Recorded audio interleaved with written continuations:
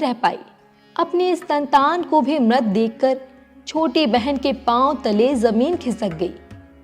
लेकिन इस बार उसे लगा कि शायद से उसकी बड़ी बहन के पुण्य फल उसके पुत्र के प्राण वापस लौटा दे, और ऐसा सोचकर उसने अपनी संतान को एक पटरे पर चादर से ढककर लिटा दिया और अपनी बड़ी बहन को घर पर बुला लिया। जब बड़ी बहन घर पर आई तो उसने अपनी दीदी से बोला कि आप इस पटरे पर बैठ जाओ।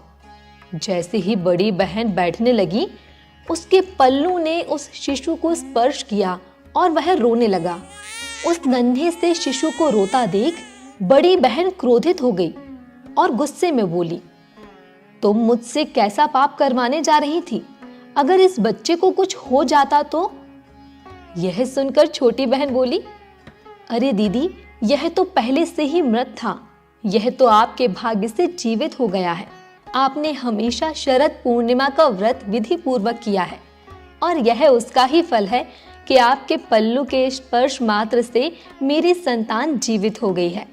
इस प्रकार छोटी बहन की संतान को नया जीवन दान मिला, और जब यह खबर नगर के राजा को मिली तो उसने पूरे नगर में ढिंढोरा पिटवा दिया और सबको इस पावन व्रत को करने की सलाह दी। तब से लोगों की श्रद्धा इस व्रत में निहित है और भक्त अपने भाग्य को जागृत करने के लिए यह व्रत पूरी श्रद्धा से करते हैं। इस व्रत कथा को सुनना मात्र भी बेहद भाग्यशाली माना जाता है। तो यह थी शरद पूर्णिमा की व्रत कथा। ऐसे ही अन्य धार्मिक कथाओं के लिए आप श्री मंदिर से जुड़े रहें। धन्यवाद।